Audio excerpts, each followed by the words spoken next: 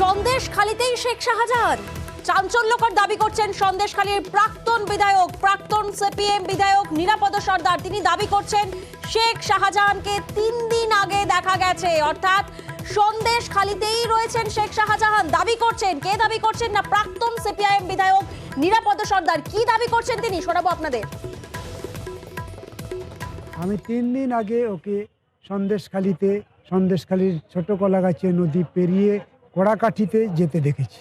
অর্থাৎ 3 দিন আগে ও কড়াকাঠিতেই ছিল তাদের একটা প্রধানের বাড়িতে।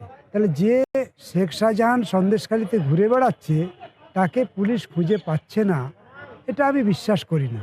শেখ শাহজাহানের একমাত্র নিরাপদ জায়গা হচ্ছে কিন্তু সন্দেশখালী যে দুটো থানা আছে, এই দুটো থানা ওকে যেভাবে প্রোটেকশন দেবে, এই দুটো থানা এলাকার বাইরে বেরোলে ও সেই প্রোটেকশন পাবে না।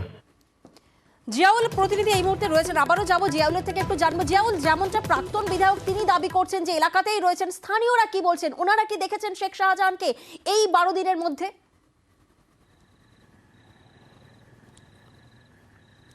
দেখো, 12 দিনের মধ্যে একাধিক এলাকার মানুষজন সেইভাবে মুখ না খুললেও তার ঘনিষ্ঠ যারা তার পরিবারের লোকজন এবং বিধায়ক তারা বারবার বলেছে যে এই শেখ শাহজাহান এখানেই আছেন।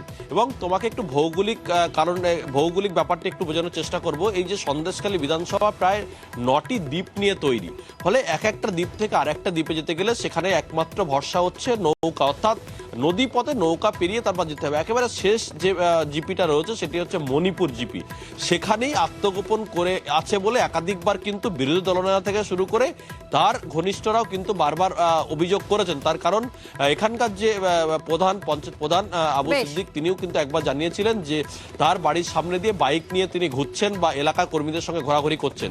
ফলে প্রাক্তন বিধায়ক যে দাবি করলেন সেটাও কিন্তু একেবারে উড়িয়ে দেওয়া যাচ্ছে না। তার কারণ তার ঘনিষ্ঠরাই বলছে শেখ শাহজাহান এই সন্দেশখালীর মাটি থেকে অন্য জায়গায় যাননি।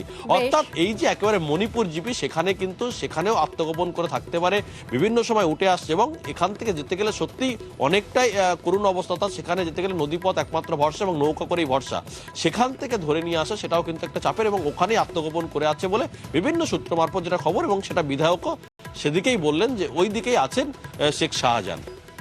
বেশ, একদিকে যেমন সিসি ক্যামেরা ইনস্টলেশন হচ্ছে, তেমন অন্যদিকে আবার সিট গঠন হচ্ছে। প্রশ্ন একটাই, শেখ শাহজাহান কোথায়?